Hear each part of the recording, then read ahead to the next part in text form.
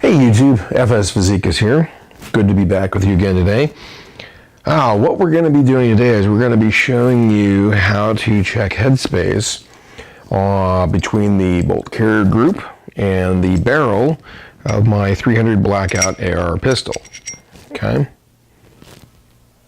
So this is, there's a lot of different thoughts about whether or not it's important. Some people say as long as you're using good quality parts and they're mil-spec, that there should never be, an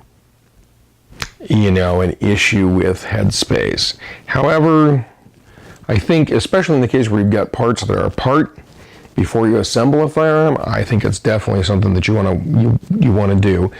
I do know that the go and no-go gauges for checking headspace are a little pricey, and these little tiny sort of cylindrical pieces of metal are, 30 bucks a pop. So that's like $60 worth of tools right there. But they are a precision milled piece of metal. So I guess the cost is not because of the metal, but because of the machining on it. Anyway, let's go ahead and get started. What I'm going to do here is, obviously, in order to check the headspace, we've got to, and I put the bolt in, I think, wrong. We've got to, oh no, it's okay, that's right. We've got to go ahead and get the bolt out of the bolt carrier group. So I'm going to go to the GoPro, which will be an up-close view, and show you guys how to take the bolt apart and get it out of the bolt carrier group, and actually take the extractor and ejector off the bolt. We need everything off there so there's nothing to interfere or provide any resistance when we go to see if the bolt will lock into the barrel. So let me get started here. Okay, so let's go on to the GoPro view here, and what we need to do is we need to remove the bolt from the bolt carrier, and then once the bolt's separate, we need to remove the extractor and the ejector from it. So that's going to be kind of interesting. Okay, so lots of tools we can use for this first step, which is to pull out the firing pin retaining pin. So we have a pin that retains another pin. And this is just a cotter pin, no big deal. You can use a pair of needle nose pliers, a round of ammunition can actually get in there and pull it out. I use a pin punch myself, and then we just let the firing pin fall out. Okay. Next step is to rotate your cam pin 90 degrees so it can clear the gas key. And with nickel boron, this stuff just kind of falls right out. Okay. Once that cam pin is out, we can pull the bolt out of the carrier, and we'll put the carrier aside. Okay. So now we're up to removing the extractor. Okay. The extractor is easily removed by pressing it on the side here of it towards the center of the bolt, and then using some kind of a tool, firing pin, whatever, to start pushing that pin out. It's very easily removable if you've got some pressure on it. I'm just going to use the punch, and there we go. So here's the pin that is out. Okay, now the tough part is the ejector. The ejector is spring-loaded. It's held in by a small roll pin. So one of the things is you need to tap that roll pin out, but you need to also keep the front of the bolt covered while you're doing it. That can be a little challenging for somebody like me.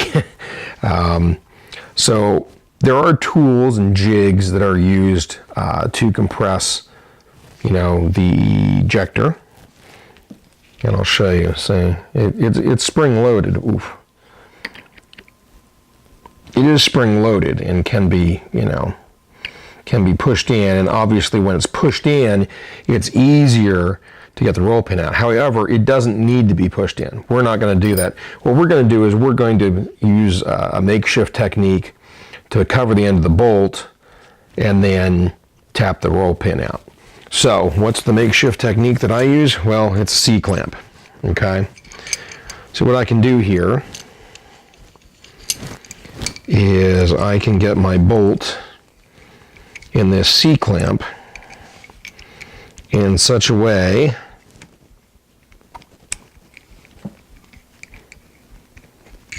that the end of the bolt is covered. Okay, that should make a certain amount of sense. Okay. Okay, so there we have it. And then what I'm going to do, since we need to punch this out, is I will put it over a piece of wood. And here's the pin that I want to knock out. For that, I'll be using, let's see, this is my 1/16 inch roll pin punch. And I'm going to move this just a little bit because we're really close to the camera. I'm going to try using a regular small brass hammer for this. However, my brass hammer usually has an issue in that the head of it loosens. I need to put like some Teflon tape or something on it. Okay, and you can see right here that the pin is starting to come out. So let's go ahead and drive that all the way through.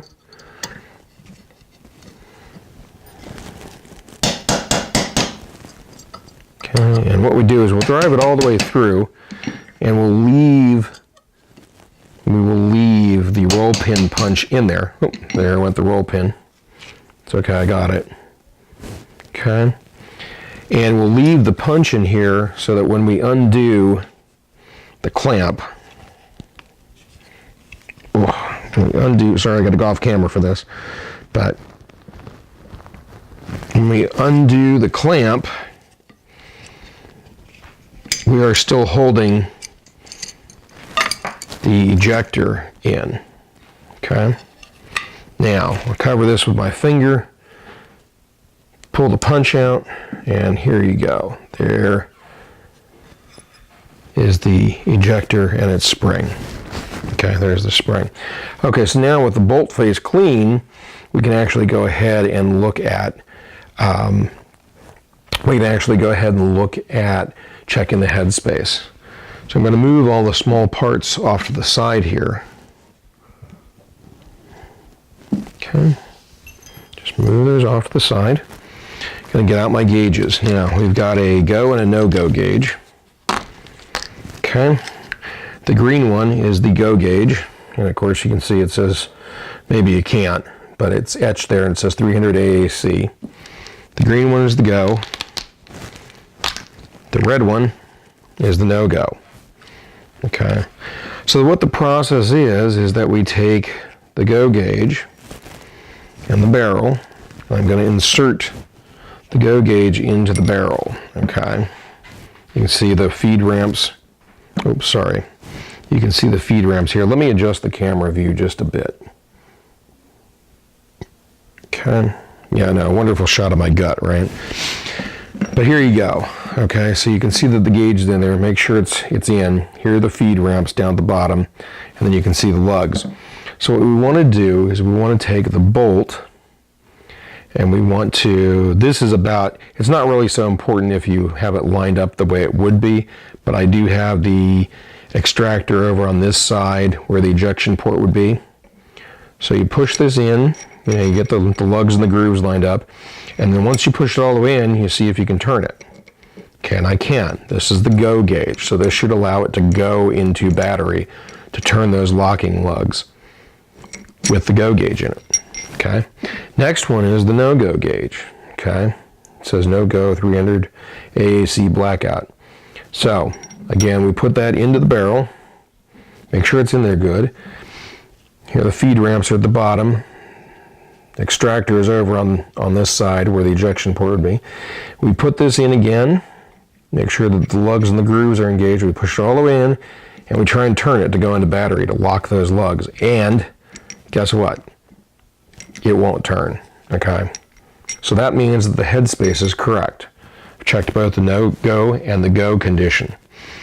Okay, so that's really all there is to it. That means that when I put this firearm together and I use this bolt with this barrel, everything's going to be good and we will not have any head spacing problems.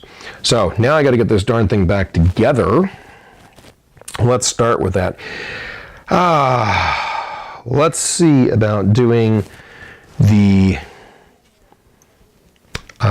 extractor. No, let's do the ejector first, okay? That's the hardest part. So I put the spring in, okay? And then of course, Let's see, is it this way? Yeah. If we put it in this way, it wouldn't work. It would be way down here. Okay, so, on the small end, or the thin end, the groove, the cutout goes in first. Okay. Now, the one difficult thing is that we do have to line it up so that when it's depressed, the pin can go through that hole. Okay, and that might be a little difficult. It's possible to do with the technique where I use the C-clamp, just by being very careful about it. Okay, I do have to undo the clamp a bit because we've got to get it to clear the ejector that's sticking out. So basically, if I do it like this, let me see if I can. Sorry, let me get it further back out here. Okay. What you're not seeing is the important part, which is right here. Okay. I'm going to use the C-clamp to slowly push the ejector down in. Okay. You do need to hold the parts in the relative orientation that you've got here. Okay. So down in here, you want to make sure that you put that ejector in such that there is a clear, path for the pin to go in. And then we try to rotate this a little bit to get it, the right way here. So let me just go off camera for a moment and check, and I can't see through there. So somehow or another, what I'll do is I'll try and use the punch and see if I can straighten things out.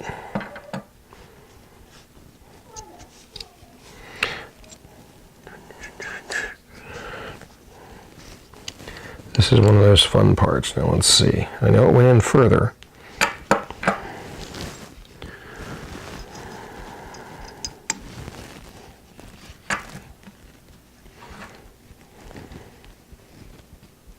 Okay, you know what? I'm going to take this out and we'll see if I can do this another way. Okay. See if I can do this another way. Okay, so we need the ejector to go in so that the hollow portion is facing toward the center of the bolt. Okay. If I could get that, not quite. I don't quite have enough strength. Let me see if I can do it the other way then. Okay, we're going to push that in there. And what I'm trying to do is trying to get this punch. Nope. Okay, I'm trying to get the punch. Yeah. All right, I'll try it this way. Oop. Nope. Wow. Very difficult for me. It's kind of funny, there are some things related to firearms that it's hard to do without two good hands. You just wouldn't expect that, would you? Okay.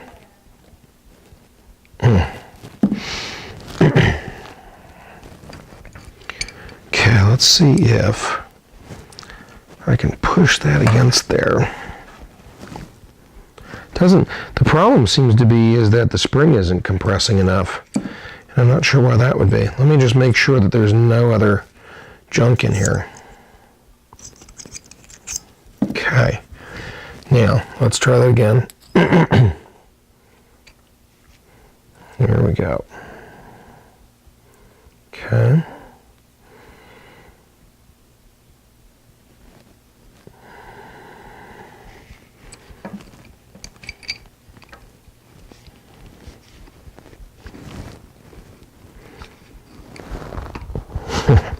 Now the fact that that nickel boron is slippery is not helping me.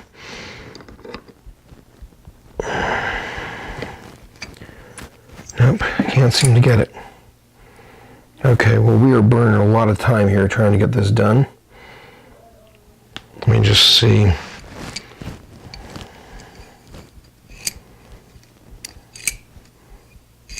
Because So I didn't have so much. I did a test run before I started the video. Started actually doing the video, and I did not have this kind of trouble before.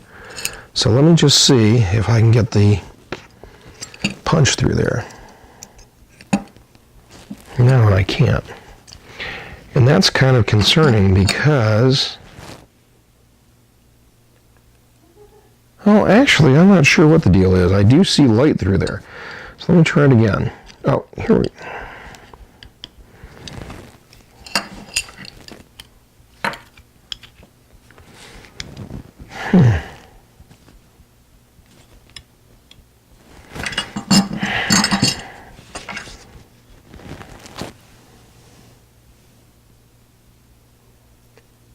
There's just a little edge in the way.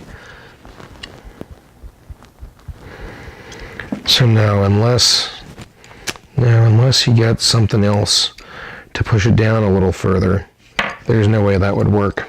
So I don't know how I did it the last time. Must have just gotten lucky. Isn't that a great thing to figure out now? Okay.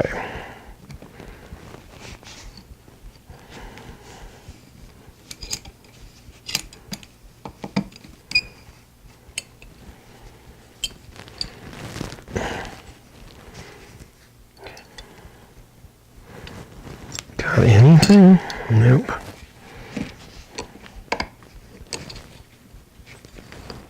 So it looks like I know what firearm related tool I'll be getting next, right? You think? All right, I'm just gonna see if I can tap a little bit. There you go. Okay. Should have figured that out a lot sooner. Real sorry about that I didn't. But the idea is that you want to get, you can use the fact that this is a little thinner, okay, to get the to get that started. So let's see now.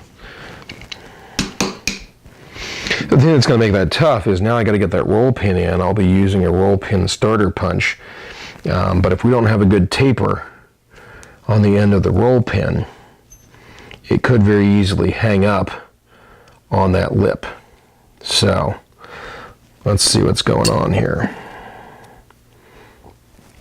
That's probably why they tell you to get the tool that actually does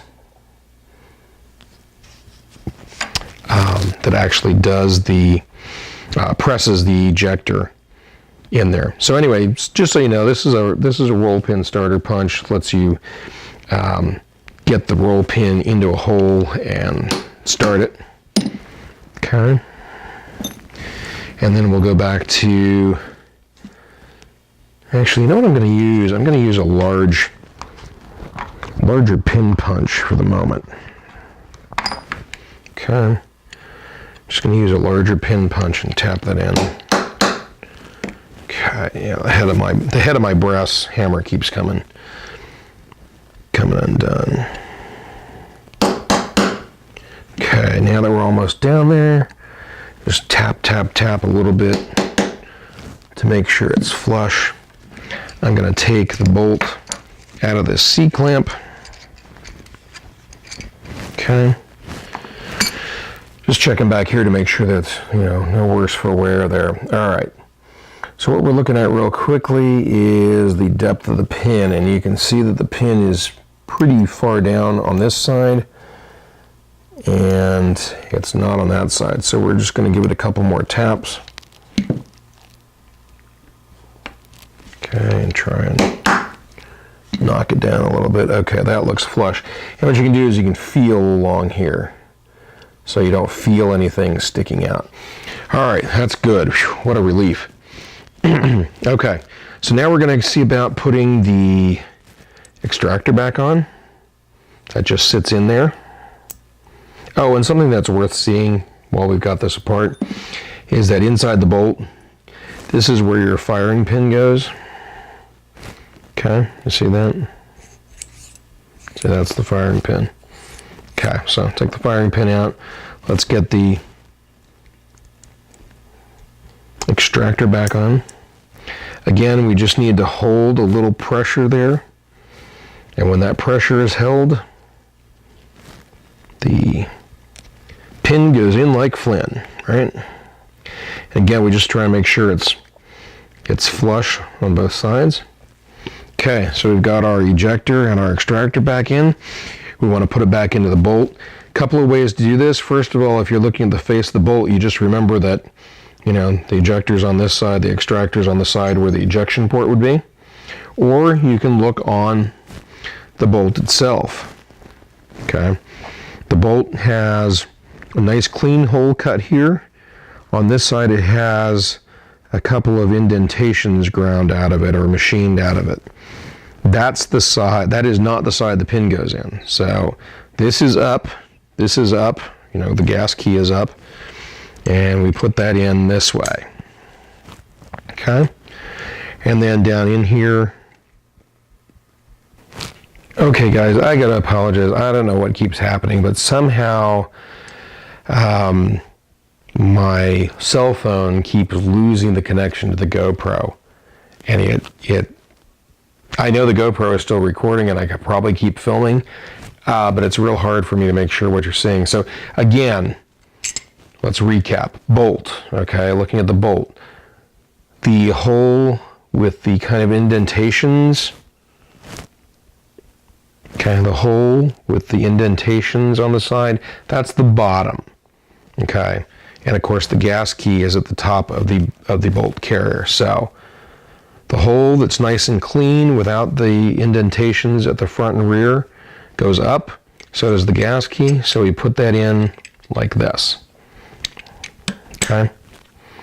The other thing you can remember is that, you know, the ejector, which is the black pin, you know, goes to the side away from the serrations for the forward assist. The extractor goes on the side with the cutout, with the side with the logo, you know, however you can remember it. The side with the cutouts for the forward assist lever. Okay, so this is the right orientation when you're looking at the front of the bolt. Now we're going to put the cam pin back in, because we do turn it just slightly. We do turn it just slightly, okay? And we get the cam pin in. Once it's in, we rotate it 90 degrees, okay? And then we want to go ahead and stick the firing pin in. Okay, see how that works? And then we're going to put in the firing pin retaining pin. And then we'll just do a quick check for function. Make sure that the bolt comes out, it turns slightly, that the cam pin works. And when the bolt is all the way back like this, just make sure that, you know, you can push the firing pin forward and see a little of the firing pin sticking out there. Okay? Okay, so that should work. All right, I'm going to get off the GoPro because I don't know why I keep losing connections with it, and we'll go back to the regular camera. So thanks for being patient with that. Okay, guys, that was quite something. A lot more detail than I intended to get into, but I think it's good that you guys can see how to deal with that, how to take the bolt apart, how to check the headspace on it. You know, obviously you got to do it. Obviously you got to do it when there's nothing attached to the bolt. Okay, but pretty cool. And in this case, I'm glad to see that the new nickel boron bolt carrier and bolt that I've got passed the headspace check with the 8 or 8.5 inch barrel that I got from Moz Defense for 300 blackout. So good news is we can get started with building my AR pistol finally.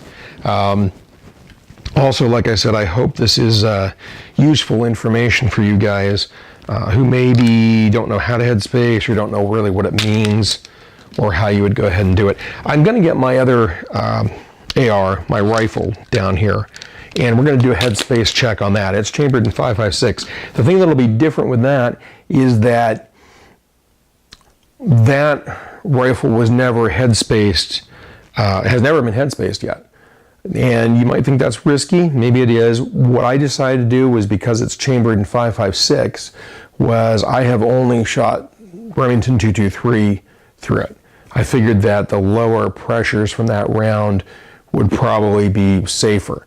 I don't suggest that you do that. That's my disclaimer. I'm not advising you to go ahead and fire firearms without checking the headspace. I just made an educated guess and said, you know, I can probably, if everything's mil-spec tolerance, I should be able to get away with it, and I'll shoot the lower pressure ammo as well. That was my choice to make, and it would also have been my disaster if I gambled wrong on that. So I don't advise that you do that. But we'll go ahead and get that rifle down, and we'll show you how to do this again where you headspace something that's already assembled. What happens if for some reason maybe you have a phosphate coated bolt in your AR and you'd like to switch to a nickel boron or titanium nitride or hard chrome or something? Well, you know, technically you should headspace, make sure that that new bolt carrier group, you know, headspaces correctly with the barrel you've got in it. So we'll do a 5.56 headspace with my rifle with the appropriate gauges. Anyway, I hope you found that useful. Sorry for some of the technical challenges I had. I hope it did not detract too much from the video. Thanks for looking in on me.